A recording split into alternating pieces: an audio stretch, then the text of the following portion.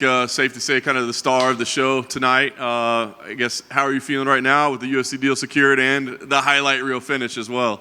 Yeah, man, it feels awesome. I've calmed down now, but it's exactly how I thought it was going to be. So now that I've calmed down, it's pretty surreal. I'm feeling good. Nice. What were the feelings like coming into this versus, a typical fight for you?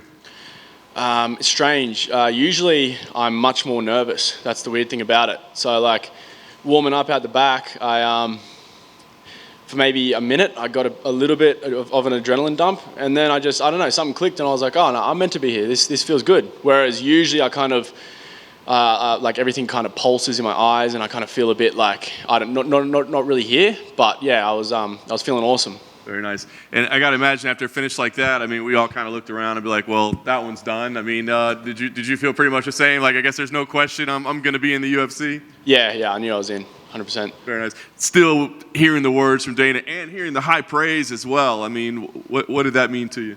Yeah, it was awesome to even see Dana was cool. For him to talk to me like that was a dream come true. Nice. Yeah. I think he was out before you hit him with the one on the ground. Was that a little message there? Or? Yeah, this guy's been trash talking me the whole time. Like I said in my interview before, when I was younger, I didn't quite stand up for myself the way I should have, and I've learned from that. And now I won't take disrespect. And he disrespected me, and that was me saying, hey, this is the game you want to play. You want to talk like that. Don't let skinny guys knock you out. That's my message to him.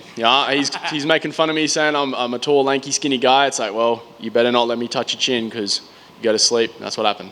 Incredible. Well, I know there's a lot of excitement around you now. How do you see? I mean, you're still young, early in your career. I mean, how do you see your journey into the UFC? Is it like let's rocky ride to the top as fast as we can, or is it kind of a meaty pace? Like, how do you see it? I'm not sure yet. I've only had 6 pro fights, but I feel like I'm super experienced. Like I said, I've said from the beginning, I think I can hang in the top 15 right now, quite easily. But in saying that, I want to get experience as well, and I want to get paid. So, I would like to build my way up, knock a few people out, and do it properly.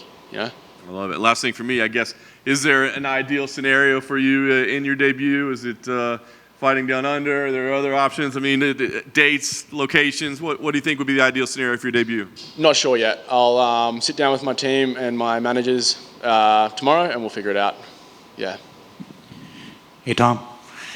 There is an Australia card in September. Like, would you be down to hop on that card, or is that something you want to sit down with your managers and kind of figure out? Yeah, we need to sit down and figure it out, I think.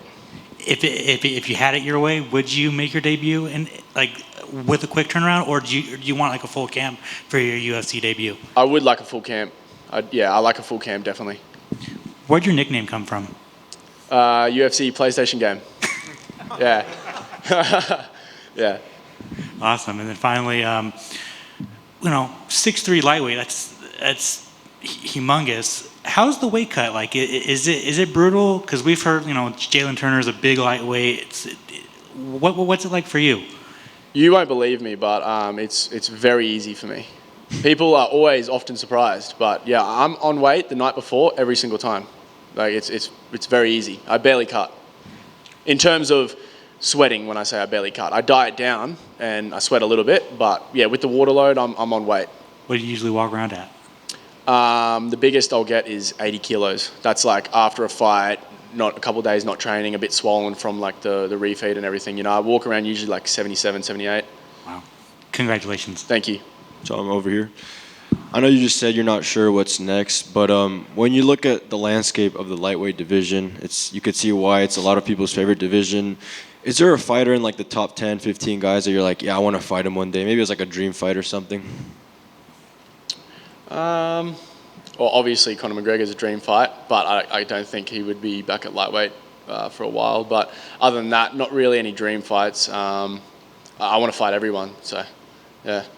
And I know you've been mentioning your opponent trash talking you. Was that just like when you guys saw each other here in Vegas, or was that him like going into your DMs the whole time? Or? Yeah, so he was sending me videos of him like flexing shirtless with his coaches, going like, oh yeah, wow, so strong, and with like no message. Like he didn't like send me a message and then send that. He just sent that. So I wrote back like, okay, bro, like. Yeah, I don't know, weird old tactic. I don't know what he was. Obviously, he was trying to get in my head, but like I told him, I said, hey, we both know that you're going to sleep. Like, he's 11-1, but, we did our research. He fought nobody, so I knew he was going to sleep. And once it was all settled, did you tell him anything after the fight? Don't talk shit, that's what I said. I said it's a good lesson for him and his team, we're respectful. I don't like doing that. I enjoy going in. I mean, I like to fight people for sure, but I don't think we need to do all that, So I enjoy giving the lessons out to people like that. If you're going to talk shit to me, I'm absolutely going to give you a good lesson for it. Congratulations. Thank you. Congratulations on the win. Thank you. There's two quick ones for me. The finish was just phenomenal. Obviously, what a way to kick off season 7, episode 1. That's the one right there. What did you guys study, or what did the team say? Like, hey, that left hand is going to be right there for him when you touch him. It's the opening. Find it, get it. Yeah, he leads with his chin. We saw footage of him breaking down my fight. So we saw the low calf kick. He was trying to counter that with the overhand right. So I knew everything would come from my left side. That first head kick I landed set everything up. And then, I knew that left hand was going to be available as soon as I started touching that. And then I dropped him first with it and then knocked him out with it. So, yeah, we game planned everywhere for this, even the grappling departments. Like, I didn't get to show it, but we were ready for everything, absolutely everything he was going to throw. Excellent, because it looked like it for sure. When you that sequence in slow-mo showed the right hand coming right after straight, so you had something lined up to really put the icing on the cake. Yeah. And lastly, for me, I'm sure other people can relate, the fans watching that are automatically fans of you now, with not just the highlight reel, but the story. You were able to turn things around, conquer the demons, if you will, with the bullying. What's the message to anybody that might be in the same spot, that wants to turn it around or go about it a healthy way, positive, to rise to the occasion like you did? Surround yourself with the best people. I've had a lot of adversity in my life outside of the cage. As a young man, I've been through a lot, and it's the people around me that have, helped me become who I am. I strongly believe that, My team and my family, I have a really tight circle, and they helped me believe in myself, and now I do truly believe in myself. Like tonight, it all clicked for me. I truly believe in myself, and I owe it to them. Excellent. Thank you for that, and congrats on the win and the contract. Thank you. Yes, sir. Hi, Tom. Just one quick question. You mentioned you don't really like the trash talk, but you also mentioned that you want to fight Conor McGregor, which seems like a contradiction. Can you explain that to me?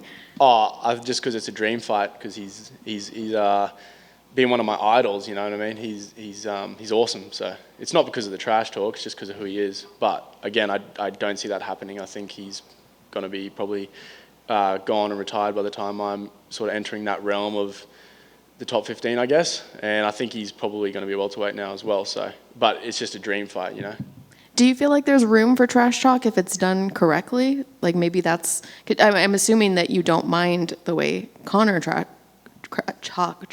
talks if you want to fight him, or is it all no trash talk?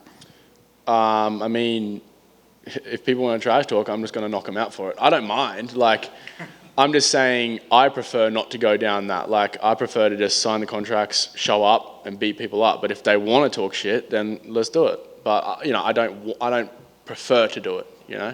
Thank you.